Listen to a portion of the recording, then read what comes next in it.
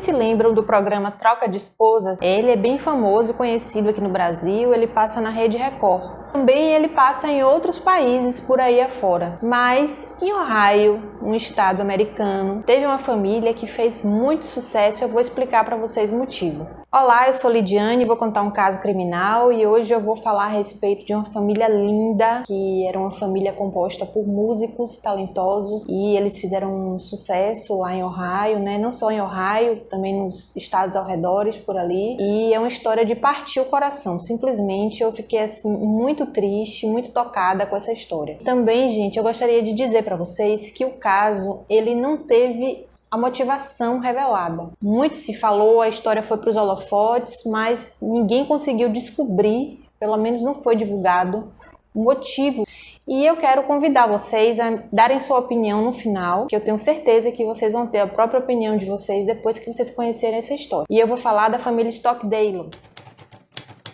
Em 2008, a família participou do reality. Na época, a família era formada pela mãe, Catherine, que era mais conhecida como Kate. Na época, ela tinha 44 anos. Pelo pai, Timothy, que era conhecido como Tim, e ele tinha 48 anos. E seus 4 filhos. Kelvin, de 19 anos, Charles, de 16 anos, Jacob, de 15 anos e James, de 11 anos. Essa família tinha pais extremamente religiosos, cheia de regras, mas também era muito unida e eles tocavam junto em uma banda familiar. O Kelvin tocava banjo, o Charles tocava bandolim, Jacob violino e James contrabaixo. O pai tocava guitarra e a mãe gerenciava a banda. Eu vou falar um pouquinho a respeito da criação, né, e da história da família e vocês vão ver que eles eram uma família bem diferenciada para a criação de hoje em dia, né? Eles moravam em uma área bem rural lá no nordeste de Ohio. A família se mudou para lá para criar os filhos porque eles queriam fugir de toda a imoralidade que tinha na cidade, né, de música rap, que eles achavam que não era uma boa coisa para os filhos deles. Eles queriam fugir da influência sexual e queriam dar uma boa educação para os filhos. Então eles se afastaram para dar criação ao jeito dele. E isso era de tal forma que até a escola eles não frequentavam. Lá nos Estados Unidos você pode começar a estudar em casa mesmo. Isso se chama homeschool e eles estudavam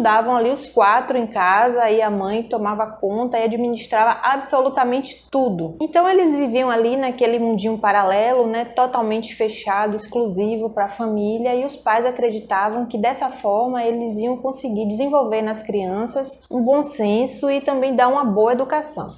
Eles eram cheios de regras rígidas. E assim, gente, não é criticando a criação deles, porque cada um cria seus filhos do modo como acredita, né, que viveu. Por exemplo, se você teve uma criação de uma forma e você acredita que essa criação funcionou com você, você vai replicar aquilo nos seus filhos. Da mesma forma, se a gente não gosta da forma que a gente foi criada, a gente vai fazer de tudo pra gente evitar aquilo. Não sei como era o passado dos pais, a criação deles, mas ali havia bastante religiosidade e muitas regras rígidas. Então, assim, cada um cria os filhos a seu modo, como eu falei, mas eles davam aquela super proteção que eles não tinham acesso praticamente nenhum à sociedade e a gente não sabe o quanto isso pode ser maléfico, porque as pessoas ficam despreparadas, né? Elas se tornam pessoas tão inocentes que elas não sabem lidar quando elas forem enfrentar a sociedade. Agora, o que eu acredito que não faltava ali era amor, porque ela era totalmente dedicada, a mãe, né? O pai também, eles acreditavam muito naquilo que eles viviam e ensinavam para os filhos. Isso aí a gente não pode negar. Kate era bastante conhecida por ser uma mãe muito dedicada, uma avó, uma esposa amorosa, né, bem religiosa, e ela também andava ultimamente bastante ocupada administrando uma banda que estava ali fazendo um sucessinho ali pelas bandas de Ohio. E também eles estavam começando a fazer shows em outros estados próximos ao redor de Ohio. E eles praticamente não ficavam em casa nos finais de semana, né? E quando eles ficavam em casa, eles eram cheios de tarefas e todas eram obrigatórias, importantes e nenhuma poderia ser deixada para lá. Eles estavam ganhando ali o sucesso, a banda tocava blues e também cantava algumas músicas gospel. Eles acreditaram que cumprir regras era muito importante na criação dos filhos. Mas assim, a coisa era de tal forma que eu acho que tinha um pouco de exagero. Por exemplo, eles tinham um sistema. Exagero ou organização, cada um vai falar do jeito que acha que é. Você vai ter sua própria opinião. Eles tinham um sistema de fichas e a cada tarefa que eles faziam, eles ganhavam uma ficha e eles iam fazendo um acúmulo ali das fichinhas que eles colocavam na paredinha. Quando eles conseguiam juntar pontos ali naquelas fichas, eles poderiam trocar por alguma atividade que fosse prazerosa para eles, como por exemplo, ouvir um rádio, uma música, um programa, televisão, ou então mascar chiclete, coisas que na nossa criação a gente não precisa pedir autorização para os pais, mas para eles sim. E tem mais, quando eles conseguiam trocar as fichas pelo direito de ouvir uma música ou ouvir um programa, eles tinham que previamente ter conversado com a mãe, para a mãe saber qual era o programa, do que se tratava, qual era a letra da música, para saber se ela autorizava ou não eles a terem acesso àquele tipo de diversão. O sistema era nesse passo assim. Outra coisa que eles tinham muita preocupação também era em relação à alimentação. Os processados, eles eram completamente proibidos. A ideia é que eles se alimentassem praticamente 100% de tudo que eles conseguiam produzir ali na fazenda, né? Então, por isso que os meninos eram muito ativos. Eles plantavam, eles cuidavam das galinhas, colhiam os ovos, limpavam o galinheiro, né? E às vezes até abatiam animais. Namoro, né? Na época do programa, teve uma grande repercussão ali em relação à mãe vetar totalmente o namoro. Nem o filho mais velho, que na época tinha 19 anos, tinha autorização para namorar. A ideia é que eles se tornassem adultos e tivessem condições de se casar, para então conhecer alguém que, segundo a mãe ou o pai, né, fosse uma pessoa apropriada, que tivesse o mesmo modo de pensar e religiosidade, para que eles pudessem então casar. Quando ela estava no reality, a Kate chegou até a comentar que o filho dela, James, questionou a respeito de namoro, né? E ela deixou bem claro que foi taxativa, disse que ele não tinha autorização para isso, a menos que ele tivesse idade suficiente para se casar, e que se ele namorasse antes da idade, ele poderia ter traumas, ele poderia engravidar alguém, ou ele poderia ter até alguma doença. Também, gente, eu vou abrir uma aspas aqui para falar que quando eu fiz as pesquisas, eu encontrei na internet uma lista, né, de tarefas e também de como a família funcionava, porque assim, quando a família participou, eles tinham que deixar na casa deles as regrinhas, né, de como a família funcionava e como a outra mãe que estivesse lá deveria proceder. Então a mãe descreve exatamente isso, que os meninos não podiam jogar videogame, que os meninos não podiam ver televisão, que eles não podiam namorar, né? E fala lá que eles tinham que trabalhar porque o trabalho era importante. E se vocês forem fazer uma busca, vocês vão ver o quanto ela gostava de transmitir aquela ideia, né? No reality ali, ela não deixou barato, ela deixou bem claro que as regras eram muito rígidas. A Kate também tem um canal no YouTube, né? Tá ativa até hoje, e lá tem Kate Stockdale. Então ela coloca algumas apresentações dele, ela bota exatamente o filho dela mais novo com o Jacob,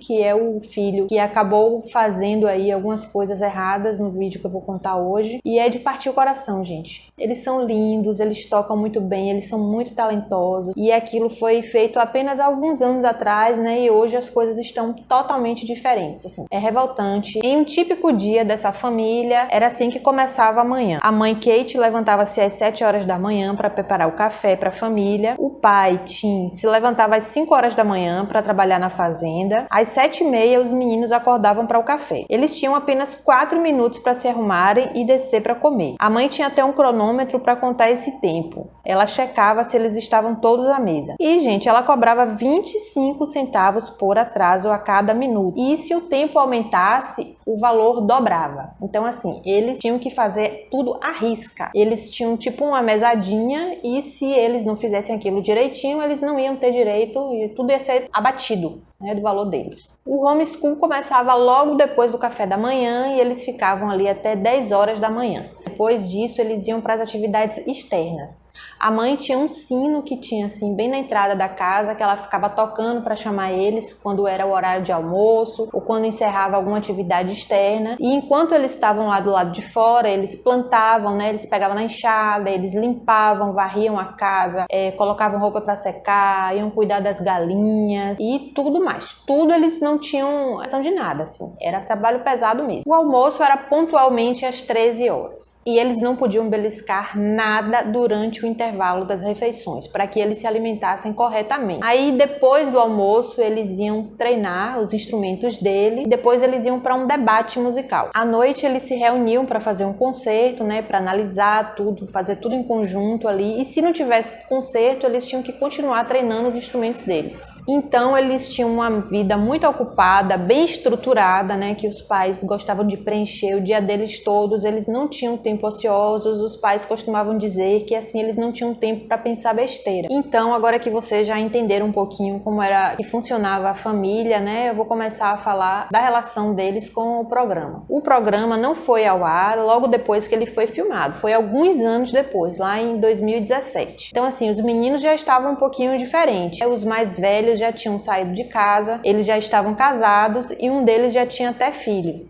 Ou seja, os pais já eram avós. Os dois mais novos, eles moravam em casa, que era o Jacob e o James. O James fazia a faculdade de administração. Ele queria administrar a banda depois que ele se formasse. Agora estamos no fatídico dia 15 de junho de 2017. A polícia recebeu um telefonema pelo 911. Eles viram que a pessoa desligou o telefonema depois que ele foi atendido. Então, assim, só para cumprir protocolo, a polícia foi lá na casa da família para saber se estava tudo bem, fazer um check-in. Aí, quando eles chegaram na fazenda, eles viram que tinha a porta aberta e tinha uma pessoa deitada, né?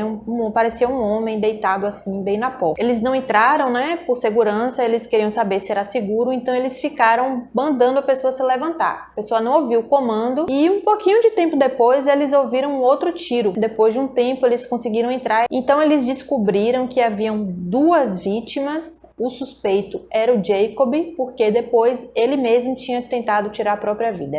Ele matou a mãe, ele matou o irmão dele, mais novo, ele tentou se matar e o pai, ele não estava em casa na hora. E a gente não sabe se os dois irmãos dele, que eram casados e que não estavam mais morando lá, se ele ia tentar matar também, né? Como eu falei, o caso não tem uma motivação revelada, mas foi assim que aconteceu. Os vizinhos disseram que ouviram entre 12 e 13 tiros entre 13 e 15 horas e que o Jacob havia tentado tirar a própria vida com uma espingarda que ele atirou na própria cabeça. Assim, o Jacob, ele sobreviveu. Ele foi levado para o hospital de Cleveland, né, em estado crítico e passou por várias cirurgias. Todos ficaram chocados com aquilo, né, aquela repercussão quando saiu na mídia. Olha a família que participou do troca de esposas. Eles tinham feito um show apenas uma semana atrás. Aparentemente, eles continuavam ali na religiosidade deles, aquela harmonia, tudo bem, até que aconteceu aquilo. Menos para Lari, foi a esposa que fez a troca de famílias. Ela disse que ficou chocada quando ela chegou naquela família lá e viu aquelas regras que ela considerou absurda. Ela disse que ficou morrendo de pena das crianças. Quando passa uma semana que a mãe que foi trocada vive as regras da mãe que deixou lá as regras, ela tem mais uma outra semana e ela bota as regras dela na casa. É assim que funciona o game. Então, assim, quando foi a vez dela botar as regras na casa, ela queria que os meninos se divertissem um pouco. Aí ela pegou e deixou eles jogarem videogame, assistir programas de televisão, né? Nada demais ali, tudo dentro de casa. Aí ela disse que quando eles começaram a jogar, estavam lá todos empolgados, aí o Jacob saiu de casa correndo, chorando, e ela foi atrás para saber o que era. E aí ele disse que quando os pais dele soubessem daquilo, que ele ia literalmente queimar no inferno. E aí ele tava lá com aquela crise de consciência, né? Imagine só que pena que dá em ver, né, como uma criança fica afetada com isso.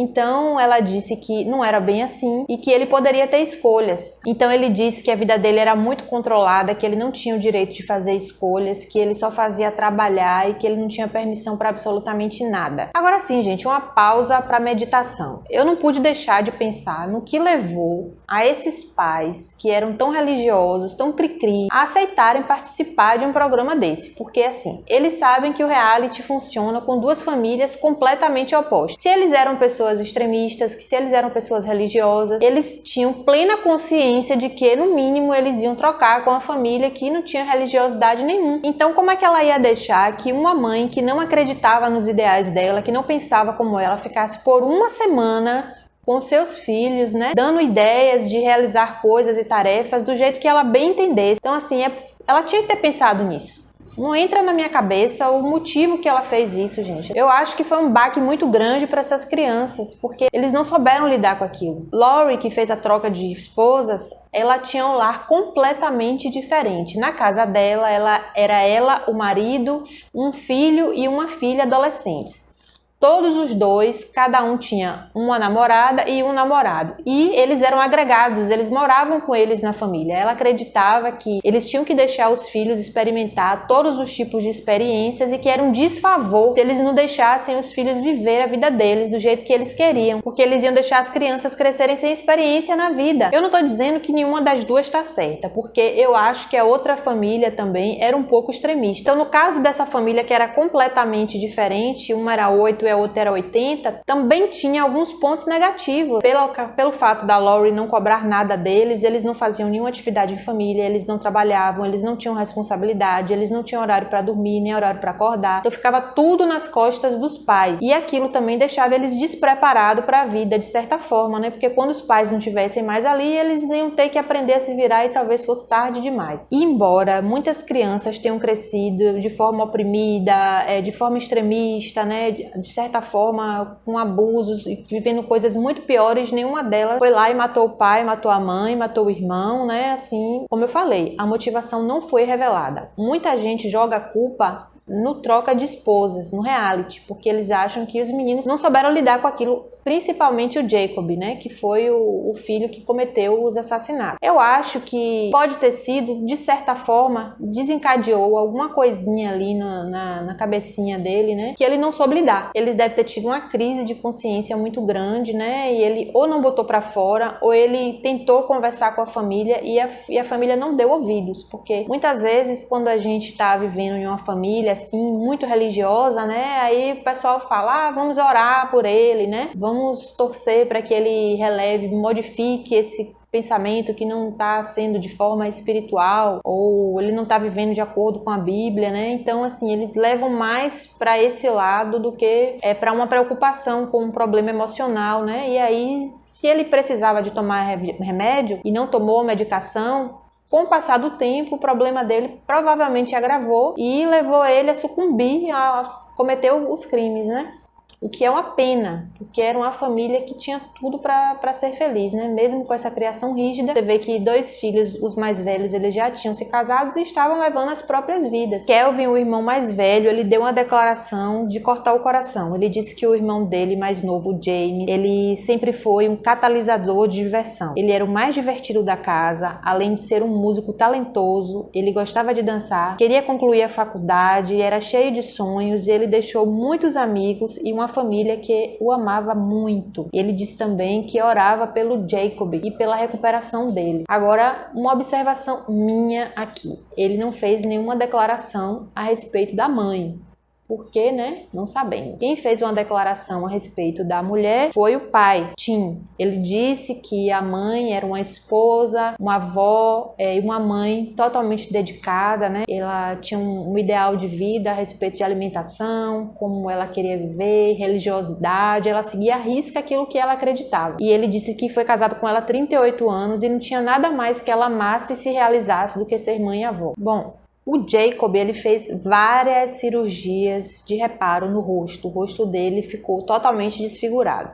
Ele também teve vários danos cerebrais. E ele demorou muito tempo para poder sair do hospital. E para ser condenado, ele também demorou muito tempo porque ele estava inelegível, né? Para poder receber uma condenação. De fato, é óbvio que ele tinha muitos problemas emocionais, psicológicos, né? E precisava de atenção muito antes dele cometer tudo aquilo que ele cometeu, e ele estava ali recebendo uma atenção devida. Então, assim, demorou para ele ser julgado. Porém, quando ele foi julgado, ele recebeu uma pena considerada leve, porque o juiz ele levou em consideração o pedido do pai.